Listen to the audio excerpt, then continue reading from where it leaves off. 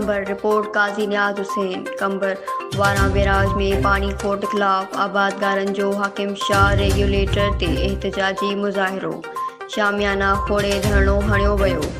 कंबर शहदाद कोट ज़िले जे मुख़्तलिफ़ शाख़ुनि जे आबादगारन जो मोहसिन काज़ी अली मोहम्मद खोसो दीदार मगसी फिदा हुसैन ऐं ॿियनि जी अॻुवाणी में धरणो जारी। धरणे सबबि सिंध बलोचिस्तान रोड ब्लॉक कोयटा कराची हज़दा लाड़कानो समेत मुख़्तलिफ़ शहरनि ॾांहुं वेंदड़ ट्रैफ़िक मुअत्तल। आबपाशी वज़ीर बदिलियो, चीफ इंजीनियर खे बि हटायो वियो पर पाणी न पहुची सघियो, जंहिं करे अञा ताईं सारिन जी पोखी न करे सघिया आहियूं। सरकार ॼाणी वाणी असांजो मुआशी क़त्ल करे रही आहे। आबादगार अॻवान। न्यूज़ सिंध एक्सप्रेस न्यूज़ कंबर।